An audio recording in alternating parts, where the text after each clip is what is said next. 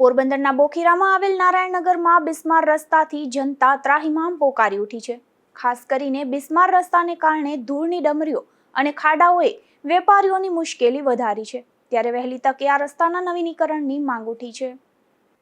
પોરબંદર શહેરના બોખીરા વિસ્તારમાં આવેલ નારાયણનગરમાં રસ્તાઓની હાલત અત્યંત દયનીય બની ગઈ છે। લાંબા સમયથી બિસ્માર હાલતમાં રહેલા આ રસ્તાઓને કારણે સ્થાનિક રહીશો, વાહન ચાલકો અને ખાસ કરીને મુખ્ય માર્ગ પરના વેપારીઓ ભારે હાલાકીનો સામનો કરી રહ્યા છે। મુખ્ય માર્ગ પર ડામરનું નામ નિશાન મટી ગયું છે, જેના પરિણામે રસ્તા પર માત્ર ધૂળ અને પથ્થરો જ બાકી રહ્યા છે। જ્યારે પણ કોઈ મોટું વાહન આ માર્ગ પરથી પસાર થાય છે, ત્યારે ધૂળની ડમરીઓ ઉડે છે। આ ધૂળ સીધી લોકોના ઘરોમાં અને રસ્તા પર આવેલી દુકાનોમાં પ્રવેશે છે। સતત ઉડતી ધૂળને કારણે સ્થાનિકોમાં શ્વાસ સંબંધિત બીમારીઓ વધવાની દહેશત પણ વ્યક્ત કરવામાં આવી રહી છે।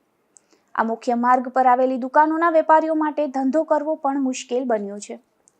વેપારીઓના જણાવ્યા મુજબ દુકાનમાં રાખેલો તમામ માલસામાન ધૂળથી ખરડાઈ જાય છે। દિવસમાં અનેકવાર સફાઈ કરવા છતાં ગણતરીની મિનિટોમાં જ ફરી ધૂળના થર જામી જાય છે। બિસ્માર રસ્તા અને મોટા ખાડાઓને કારણે વાહન ચાલકોને પણ મોટું નુકસાન વેઠવું પડી રહ્યું છે।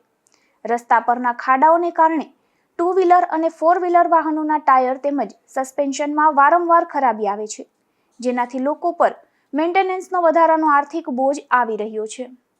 રાત્રિના સમયે આ બિસ્માર રસ્તા પર અકસ્માત થવાની ભીતિ પણ સતત રહે છે। સ્થાનિક રહીશોનો આક્ષેપ છે કે અનેકવાર રજૂઆતો કરવા છતાં તંત્ર દ્વારા આ રસ્તાના સમારકામ માટે કોઈ નક્કર પગલાં લેવામાં આવતા નથી। ચોમાસું નજીક આવી રહ્યું છે, ત્યારે જો વહેલી તકે આ રસ્તાઓનું નવીનીકરણ કે પેચવર્ક કરવામાં નહીં આવે તો સ્થિતિ વધુ સ્ફોટક બની શકે છે।